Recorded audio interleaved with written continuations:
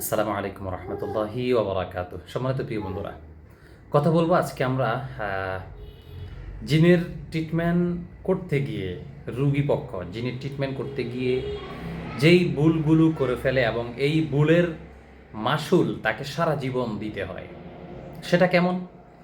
ধরুন আপনি 2-1 বছর হোক কিংবা 1 মাস থেকে আমি শুরু করলাম, 1 মাস, 2 মাস, 3 মাস, 4 মাস, 5 মাস, 6 মাস আপনি জিন জাদুতে আক্রান্ত হয়ে আপনি বিভিন্ন আমেল, বিভিন্ন মুদাব্বির, বিভিন্ন কবিরাজ দেখালেন। বিশেষ করে ইসলামিক মাইন্ডের যারা কাজ করে, কোরআন ও হাদিস থেকে যারা কাজ করে, তদবির করে, আপনি তাদের কাছ থেকে চিকিৎসা করলেন, সুস্থ হলেন না।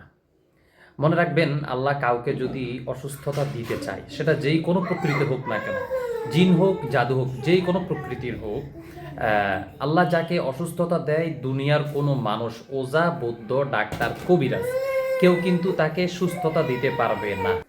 তাইলে আমরা এই বিষয়টা পরিপূর্ণভাবে বুঝলাম যে কোনো মানুষের হাতে সুস্থতা নাই, সুস্থতা একমাত্র আল্লাহর হাতে। তাহলে এবার আপনি চিন্তা করে দেখেন, আপনি সাময়িক সুস্থতার জন্য আপনি চলে গেলেন কোথায়? হিন্দু অথবা মঘা অথবা বুদ্ধ, আপনি এই সমস্ত নাসারা যারা আছে ওদের কাছে চলে গেলেন।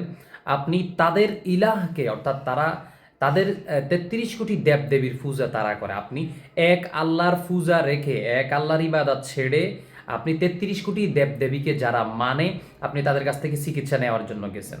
ধরলাম আপনি সুস্থ হয়েছেন, জিন ও জাদু থেকে আপনি সুস্থ হয়েছেন।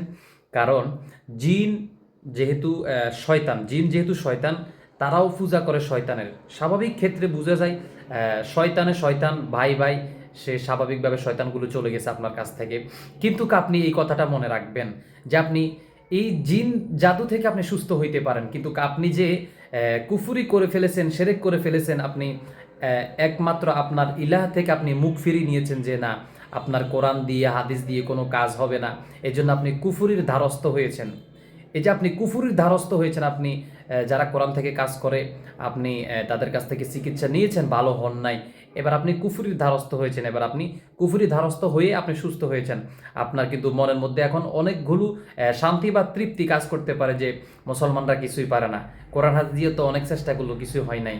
কিন্তু আপনি ইহুদি নাসারা যারা আছে ওদের কাছ থেকে গেলেন, মগাবুদ্ধ তাদের কাছে গেলেন, আপনি সুস্থ হলেন ঠিক। কিন্তু এই যে আপনি সুস্থ হলেন, সুস্থতা কিন্তু এখানেই শেষ না। মনে করবেন আপনি এখানে সুস্থ হওয়া না, এখান থেকে আপনার অসুস্থতার জীবন আরো শুরু। আপনি জিন জাদু থেকে পরিত্রাণ পেতে পারেন, কিন্তু আজ থেকে মনে করেন আল্লাহর লানত গজব আপনার উপরে অনবরত পড়তে থাকবে।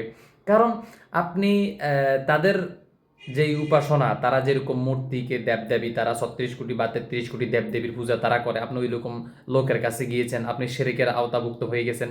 এই জন্য দেখা গেছে আপনার আগে কি সমস্যা ছিল, আগে তো আপনার জিন জাদুর এক সমস্যা ছিল, এখন আপনার চতুর্দিক থেকে আপনার সমস্যাগুলো আসতে থাকবে। তো এই জন্য বলবো, কখনো কুফুরির ধারস্থ হবেন না, কুফুরির ধারস্থ কখনোই হবেন না। আমরা তো অনেক সময় ঠেকাই পড়ে গেলে আমরা কুফুরি কাজ করি, আমরা আবার সাথে সাথে আল্লাহর কাছে তাওবা করে নিই। যেমন কোনো স্বামী স্ত্রীর সংসার বাঁচানোর জন্য আমরা কুফুরি কাজ করি, আবার আমরা আল্লাহর কাছে তাওবা করি। কারণ আমরা আমাদের হেকমতে আমরা করি, কারণ আমরা একজন চিকিৎসক। তো আপনারা মনে রাখবেন, কোরআন হাদিস থেকে চিকিৎসা করলেও সুস্থ হয়, কিন্তু আমাদের ধৈর্য নাই। যেমন ধরেন, হোমিও ওষুধ দিয়ে চিকিৎসা করলে চিকিৎসা কিন্তু পার্মানেন্ট, সারা জীবনের জন্য হয়, এটা কোনো দিক থেকে কোনো ক্ষতি করে না।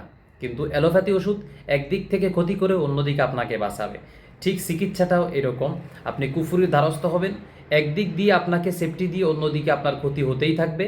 আর কোরআন সুন্নাহ থেকে যদি আপনি চিকিৎসা করেন, তাহলে আপনার সারা জীবন কিন্তু আপনি ভালো একটা ফলাফল পাবেন, দুনিয়া আখেরাত উভয় দিক থেকে। তাহলে বুঝতে পারলেন? চিন্তা করে দেখেন, আপনি জিন জাদুর চিকিৎসা করতে গিয়ে আপনি কুফুরি বা শিরকের দ্বারস্থ আপনি হয়ে গেছেন। তো দোয়া করবো আল্লাহ এগুলো থেকে আমাদের সবাইকে যেন হেফাজত করেন।